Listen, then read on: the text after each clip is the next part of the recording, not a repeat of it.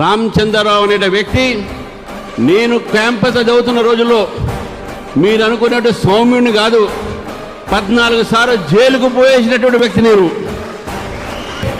విద్యార్థుల కోసం పోరాడి పోలీసులు దెబ్బతిన్న వ్యక్తి. నేను నక్సలైట్ని అరెస్ట్ చేయమని చెప్పి జితేందర్ రెడ్డి మర్డర్ తర్వాత అసెంబ్లీ ముందు నేను ధారణా చేస్తుండగా ధర్మారావు తెలుసు, పోలీసులు నన్ను లాఠీ చార్జ్ చేస్తే నా చేయి ఇరిగినటువంటి విషయాన్ని గురించి మీకు తెలియజేస్తాను మిత్రులారా.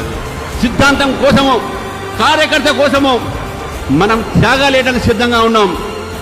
అగ్రెసివ్ అంటే ఏదో గుండెలిప్పి కాదు, అగ్రెసివ్ అంటే సిద్ధాంతం మీద నమ్మకమైన విషయాన్ని గుర్తుపెట్టుకోవాలి మిత్రులారా. ఇది అగ్రెసివ్నెస్. రామచంద్రరావు సోముడు కావచ్చు, మెత్తడు కావచ్చు, ఎస్, కానీ యుద్ధానికి దిగితే ఇప్పుడే నీకు కత్తి తీసిన బయట. ప్రజాస్వామ్య పద్ధతిలో ఈ ప్రభుత్వం వ్యతిరేకంగా పోరాటం చేస్తాం. నేను పోరాటం చేసి విద్యార్థి పరిషత్ నుంచి, విద్యార్థి దశ నుంచి ఇక్కడ దాకా వచ్చాను. నేను అడ్వకేట్ల కోసం నేను పోరాడాను, న్యాయవాదుల కోసం పోరాడాను, విద్యార్థుల కోసం పోరాడాను. ఈరోజు తెలంగాణ ప్రజల కోసం పోరాడతాను.